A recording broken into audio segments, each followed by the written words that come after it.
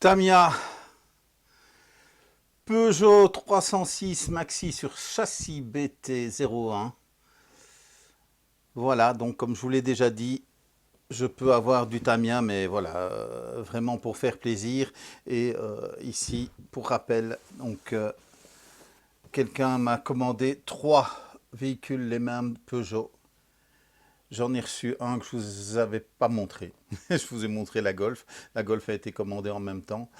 Donc voilà, 3 véhicules, 3 livraisons.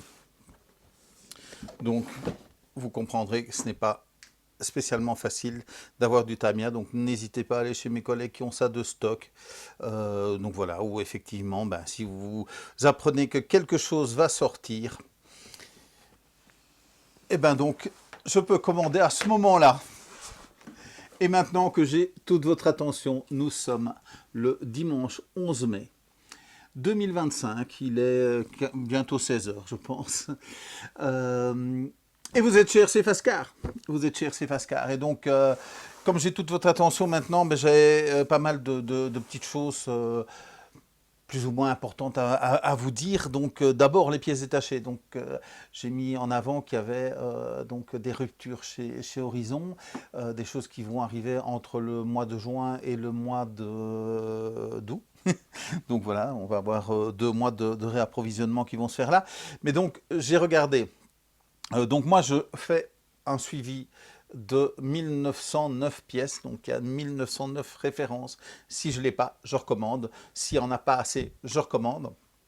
Et donc voilà, c'est ce qui me permet aujourd'hui de n'avoir que 64 références qui ne sont pas de stock sur ces 1909 références. Par contre, chez Horizon, sur ces 1909 références, il y en a 393, donc 393 qui ne sont pas disponibles. Donc voilà, je pense que mission accomplie, donc ça fonctionne vraiment bien. Donc ça fait un peu plus de 5 ans que la boutique est là et donc on arrive à faire en sorte que il y a un minimum de pièces qui ne sont pas là. Et donc voilà, sur les 64, il y en a 6 qui sont en réappro normal. Donc c'est des choses qui ont été commandées, que je n'avais pas des grandes quantités et qui vont revenir. Donc il y en a 6 qui reviennent. Il y en a 13, c'est des carrosseries, essentiellement des nouvelles carrosseries, donc les carrosseries des Granit 223S.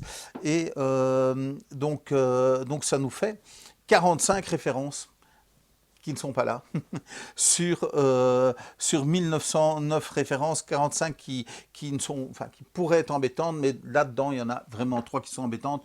Il y a un joint de différentiel, il y a un bras de suspension EXB des 6S, mais donc voilà, ceux qui ne sont pas EXB sont disponibles, et donc vous pouvez normalement, pour attendre, utiliser ceux-là. Et alors, il y a les tiges d'amortisseur où il y a directement l'accessoire au bout, donc qui aussi ne sont pas là, et donc où il y a un petit délai. Mais donc voilà, 3 embêtantes sur 1909 références. Et donc n'hésitez pas, ici j'ai quelqu'un qui veut des jantes pour les 100 tons, donc je vais le rajouter. Donc il va peut-être m'en commander, mais en tout cas je vais rajouter cette référence. Donc c'est que vous avez besoin de jantes sans pneus, mais jusqu'à présent 5 ans on ne les avait pas demandé. Donc quand il y a une pièce qui n'est pas là et que je peux encore l'avoir, je la fais rentrer de stock et elles viennent se rajouter à ces 1909 références. Au sujet des nouvelles références, donc ça va s'afficher quelque part ici. J'ai reçu donc les protections de cardan, hein, donc logiquement vous pouvez, tout ce qui est sur châssis plat de la gamme 3 et 4S, donc vous pouvez remplacer je pense que c'est là où vient une des sangles de batterie, donc vous pouvez remplacer cette pièce par une protection de cardan qui est beaucoup plus longue. Et alors, ça faisait très longtemps, donc ceux qui roulent en vitesse, le différentiel central, vous avez besoin de graisse à 20 millions de CST, donc chez Tornado, j'en ai pas. Donc dans mes fournisseurs, il n'y en avait pas, et puis ils l'ont annoncé il y a très longtemps chez Armac qu'il y aurait cette graisse qui arriverait. J'en ai commandé il y a très longtemps et puis ça n'arrivait pas. Puis je vois que c'est de stock, donc j'ai repassé une commande et donc j'ai donc 5 pots qui sont arrivés. Donc voilà, 2 nouvelles références qui vont faire plaisir à beaucoup d'entre vous. J'ai fait des modifications sur le site. Donc on a parlé des tableaux de programmation, des ESC, donc pour toutes les gammes, donc ils ne sont pas toujours à jour. Donc si vous allez sur la référence de votre ESC ou si vous allez via un moteur accessoire, vous allez trouver aussi les ESC. Donc si vous allez sur votre ESC Arma, normalement le tableau de programmation est là. Donc il y a un petit lien qui va vous permettre, s'il n'y est pas, c'est que je ne l'ai pas trouvé. Donc voilà, donc c'est effectivement par exemple les ESC des 223S, on n'a pas de tableau, donc je ne sais pas vous le fournir. J'ai dû faire une modification au niveau des dates de réapprovisionnement. Donc logiquement, quand vous êtes là où il y a toutes les pièces, il est marqué en cours de réapprovisionnement, et s'il y a une date, elle est indiquée à côté. Souvent, s'il y a une date, c'est qu'elle est en rupture chez Horizon. S'il n'y a pas de date, ben, c'est que ben, elle vient d'être vendue et qu'elle va arriver. Mais je ne sais plus l'afficher à ce niveau-là, plus où il y a toutes les pièces. Donc vous devez rentrer et là, ben, vous verrez la date. Si c'est une pièce où j'ai une date, elle s'affichera donc au-dessus, et s'il en reste en rayon, elle s'affichera à côté.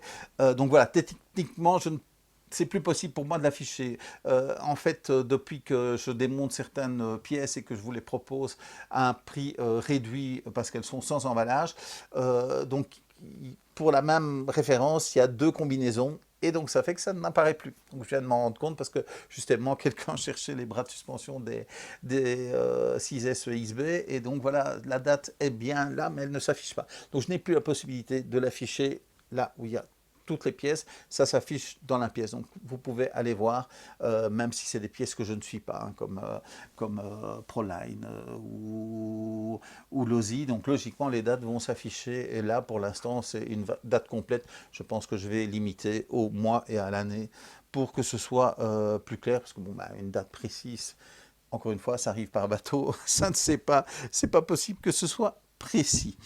Mondial Relais, oui, c'est quand même la chose dont je parle beaucoup.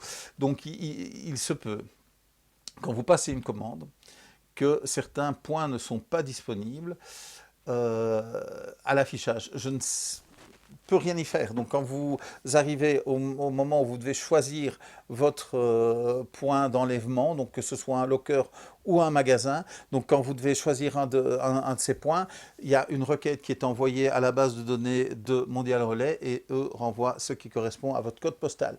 Si elle n'est pas là, c'est pas de ma faute, je sais rien y faire. Maintenant, vous pouvez toujours m'envoyer un petit message en disant, tiens, voilà, j'ai pas su la sectionner, et peut-être que j'y arriverai manuellement à faire une étiquette, donc comme je l'ai fait aujourd'hui pour un client.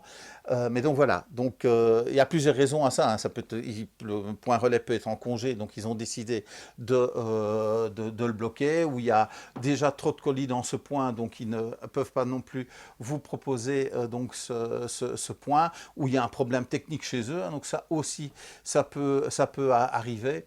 Donc voilà, je ne sais pas agir là-dessus, je peux éventuellement, s'il est disponible, vous faire une possibilité manuelle, et donc vous verrez, donc depuis une année je pense, donc vous avez le choix, si c'est possible, donc si c'est pas un véhicule trop grand, les carrosseries, vous allez peut-être avoir le problème, mais réfléchissez, une carrosserie de Moshab 6S ou de 4S, je sais pas vous l'envoyer dans un locker, mais donc vous pouvez choisir entre les deux. Donc si vous avez sélectionné Mondial Relais, point relais, et que vous ne trouvez pas un locker, c'est normal, il fallait sélectionner l'autre. Une dernière chose à ce sujet-là. Vérifiez bien vos coordonnées. Donc il y a certains d'entre vous qui ont effacé leur adresse postale et c'est devenu le locker. Donc non, le locker ne doit pas être l'endroit de... Enfin, le locker ou le point relais ne doit pas être votre endroit de facturation. Donc faites un peu le nettoyage à ce niveau-là, mais surtout, vérifiez votre numéro de téléphone, donc son exactitude d'abord, mais surtout qu'il est présent. Parce que quand je fais une étiquette manuelle, il me faut votre numéro de téléphone.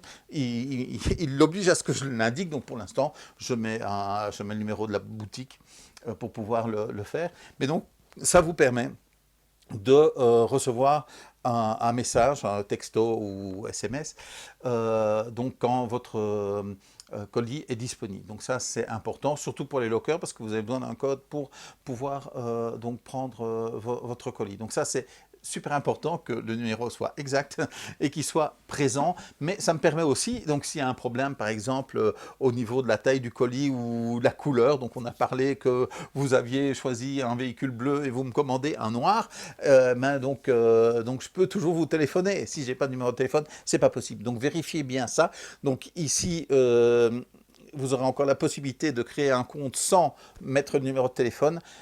Faites-le avant, donc arrêtez la vidéo maintenant, allez vérifier vos coordonnées pour être sûr que tout est en ordre, qu'il y a bien un numéro de téléphone, parce que, je vais dire, dans quelques mois, je vais l'obliger, et donc ça veut dire, si vous voulez passer vite une commande, vous allez être embêté, parce qu'il faut dire, il faut compléter votre adresse, donc voilà, donc vérifiez ça maintenant, arrêtez la vidéo, allez modifier votre numéro. Alors, avant, j'utilisais des enveloppes, c'est l'enveloppe C5, pour envoyer les petits colis. Il se fait que j'ai pu remarquer que, juste avant d'arrêter d'utiliser ça, c'était souvent ces colis-là qui mettaient plus de temps, probablement qui restaient au fond du sac, ils ne les trouvaient pas, ou ils étaient collés à un autre colis. Donc j'ai eu des choses qui sont parties aux Pays-Bas, en Espagne, alors qu'ils devaient aller en Belgique ou en France. Donc j'ai arrêté d'utiliser ça. Depuis le début, je recycle des cartons, donc je n'ai acheté aucun carton. C'est pas pour me faire plus de fric, hein. Donc c'était d'abord par écologie, donc par respect de la nature, de ne pas racheter des cartons, de reprendre des cartons qui sont conditionnés.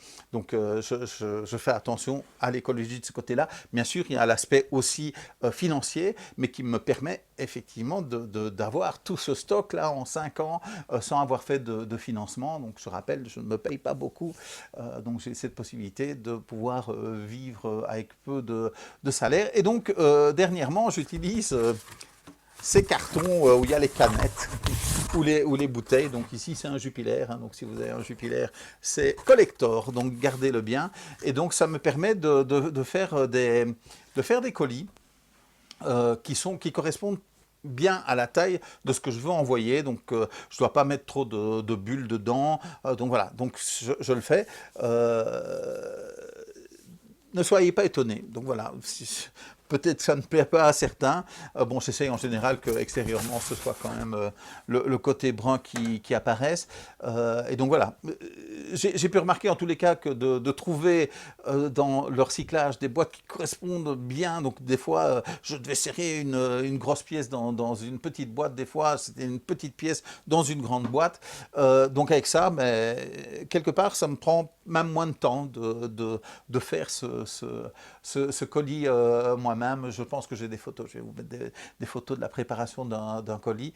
Donc voilà, donc ne vous étonnez pas si vous avez des cartons de Jupiler, de Red Bull, de Fanta, je sais pas, Aquarius, enfin voilà. Donc c'est là où je vais déposer mes colis, donc je fais aussi attention à ne pas faire le tour de la planète pour trouver ces cartons, donc c'est où je vais déposer mes colis. Vendredi, donc il y a 2 jours, j'étais à la journée porte ouverte de EMJ Racing Team à Soigny, donc c'est un club, donc je vous mettrai le lien en bas, donc si vous voulez un petit peu aller voir, si vous êtes dans cette région-là, ou si vous n'avez pas de club plus près de chez vous, donc un club assez sympathique, une piste vraiment bien aussi. Bon, maintenant moi je roule pas bien, et donc j'emmerde tout le monde quand je roule, donc j'ai pas roulé beaucoup. Donc voilà, donc c'était des petites choses que je voulais vous dire qui sont en grande partie importantes, donc rappel, arrêtez cette vidéo si vous n'êtes pas allé changer votre numéro de téléphone, donc faites bien attention à ça. Donc voilà, il fait très très beau. J'espère que ça va encore durer 15 jours, parce que je vous rappelle que j'aimerais bien aller à Paris, et j'aimerais bien aller le week-end du 23, 24, 25 et 26. Donc voilà, donc n'hésitez pas, voilà, mais j'attends que le prix des hôtels diminue. Donc voilà, je vous laisse ici, je ne vous en dis pas plus, je vous souhaite une très bonne fin de dimanche, une très bonne fin de week-end, une très bonne semaine, et je vous dis salut, salut.